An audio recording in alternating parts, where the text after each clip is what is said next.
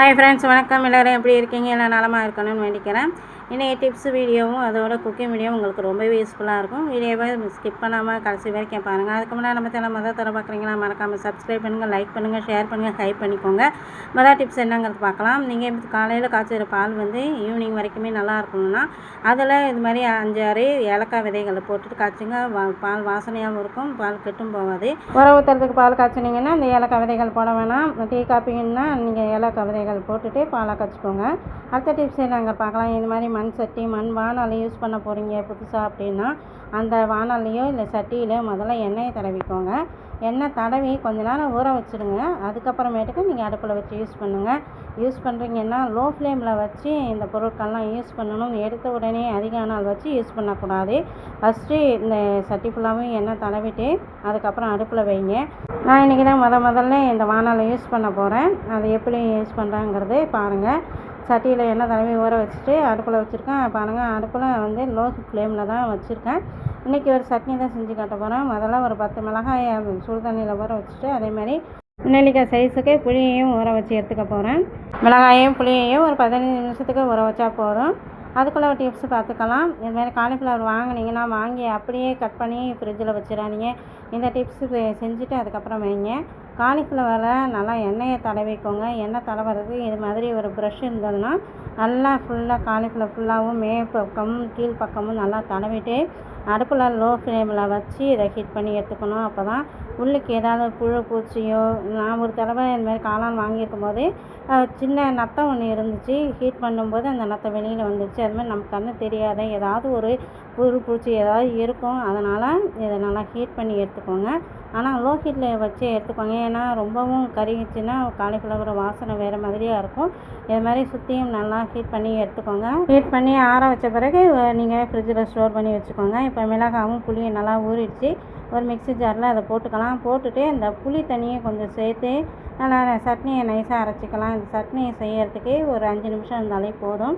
அந்த 2 பொருளும் ஊறதுக்கு தான் கொஞ்சம் டைம் ஆகும். சட்னி அரைக்கிறதுக்கு டக்குன்னு அரைச்சிடலாம். 1 நிமிஷத்துலேயே அரைச்சி எடுத்துடலாம்.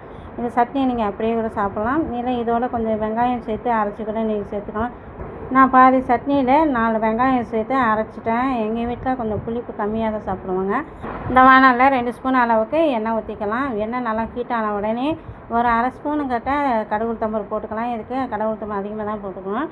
அதுக்குள்ளே ஒரு டிப்ஸ் சொல்ல பாருங்கள். இது மாதிரி மஞ்சத்தூள் வாங்கினீங்கன்னா 2 பாக்கெட்டாக வாங்கிக்கோங்க. 1 சமையலுக்கு, 1 பூஜை ரூமுக்கு வச்சுக்கோங்க. கடுகு நல்லா பொரியிற வரைக்கும் இந்த மாதிரி கலக்கி விட்டுக்கோங்க. கொஞ்சம் பெருங்காயத்தூள் சேர்த்துக்கலாம். இதோட கொஞ்சமாக ஜீரகம் சேர்த்துருக்கேன். அதோட கொஞ்சம் கருவேப்பிலை சேர்த்துட்டு நல்லா பொரிஞ்ச உடனே அந்த அரைச்சி வச்சுருக்கேன் சட்னியும் சேர்த்து நல்லா இதுமாதிரி வதக்கி விட்டுக்கலாம். ஒரு 5-6 நிமிஷத்துக்கு நல்லா வதங்கட்டும். வதங்கின பிறகு நீங்கள் ஸ்டோர் பண்ணி வச்சுக்கோங்க. நீங்கள் வெளியில் வச்சிங்கன்னா கூட இந்த சட்னி வீணாகாது. இன்றைக்கி ரொம்ப நாள் கழித்து இறா வாங்கிட்டு வந்தாங்க. இதோட மீனும் வாங்கிட்டு வந்தாங்க. மீன் 1/2 கிலோ தான் வாங்கிட்டு வந்தாங்க. குழம்பு வச்சுட்டேன். இறா தொக்கு மாதிரி செஞ்சுருக்கேன். அந்த இறாவை ஈஸியாக க்ளீன் பண்ணுறது எப்படிங்கிற ஐடியா தான் சொல்ல போகிறேன். இறாவே இதை மாதிரி ஒரு கிணத்துல போட்டுக்கோங்க. போட்டுட்டு கொஞ்சம் சுடு தண்ணி ஊற்றிக்கோங்க. ரொம்ப சூடாக இருக்க தண்ணி ஊற்றிக்காதீங்க. கொஞ்சம் வெதுன்னு இருக்கிற தண்ணியை ஊற்றிட்டு கொஞ்சம் கல் உப்பு சேர்த்துட்டு அப்படியே ஊற வச்சுருங்க.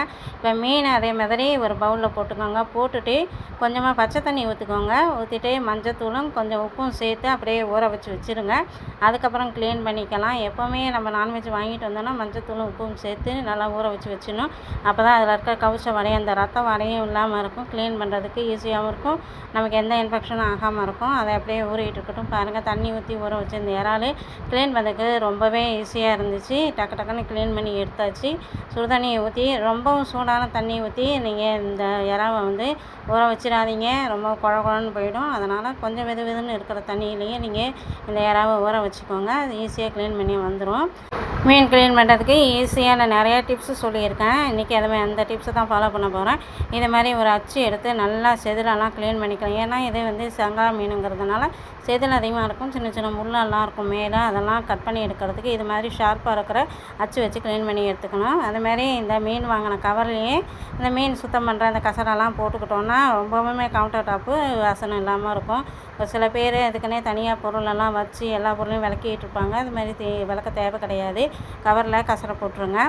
எறா தொக்கு ஈஸியான முறையில் டேஸ்டியான முறையில் எப்படி செய்கிறது பார்க்கலாம். எண்ணெய் ஊற்றிக்கோங்க, கொஞ்சம் சோம்பு போட்டுக்கோங்க, கொஞ்சம் வெந்தயம் போட்டுக்கோங்க, அதோட கொஞ்சம் கடுகு உளுத்தம்பருப்பு போட்டுட்டு கொஞ்சமாக ஜீரகம் போட்டுக்கோங்க. இது எல்லாமே நல்லா பொரிஞ்ச பிறகு ஒரு கைப்பிடி அளவுக்கு கருவேப்பிலை போட்டுக்கோங்க. இதுக்கப்புறம் கொஞ்சம் லோ ஃப்ளேம்லேயே அடுப்பை வச்சுக்கோங்க. அதுக்கப்புறமேட்டுக்கு ஒரு 4 மீடியம் சைஸு வெங்காயத்தை இது மாதிரி பொடிசாக கட் பண்ணி எடுத்துருக்கேன். வெங்காயம் நல்லா அதாவது கோல்டன் ப்ரௌன் கலர் வர வரைக்குமே நல்லா வதக்கி எடுத்துக்கணும். அதோட 1/2 ஸ்பூன் அளவுக்கு இஞ்சி பூண்டு பேஸ்ட்டும் போட்டிருக்கேன். ஒரே ஒரு தக்காளி மட்டும் நீல வாக்கில் கட் பண்ணி எடுத்துக்கேன். நல்லா பழுத்த தக்காளிங்கிறதுனால இது மாதிரி கட் பண்ணி எடுத்துருக்கேன். பழுக்காத தக்காளியாக இருந்தால் நீங்கள் நைஸாகவே கட் பண்ணி எடுத்துக்கோங்க. இது ரவை நேரத்துலேயே வதங்கி பேஸ்ட் பதத்துக்கு வந்துடும். இது மாதிரி வதக்கி விட்டுக்கிட்டே இருங்க. அதுக்கப்புறமேட்டுக்கு காரத்துக்கு 1 டீஸ்பூன் அளவுக்கு சில்லி பவுடரு, அதோட 1/2 ஸ்பூன் அளவுக்கு கரம் மசாலா, 1/4 டீஸ்பூன் அளவுக்கு மஞ்சள்தூள் போட்டிருக்கேன். மல்லித்தூள் போடலை. 1/2 ஸ்பூன் அளவுக்கு மிளகுத்தூள் போட்டிருக்கேன். எல்லா மசாலாவும் சேர்த்து நல்லா வதக்கி எடுத்துக்கலாம். வதக்கி எடுத்த பிறகு தான் நம்ம தண்ணி சேர்த்துக்கணும். வெங்காயம் தக்காளியே வதக்கும் போது எண்ணெய் பிரிஞ்சு வர மாதிரி இருக்கும். அந்த ஸ்டேஜில் நம்ம 1/2 டம்ளர் அளவுக்கு நான் தண்ணி சேர்த்துக்கிறேன்.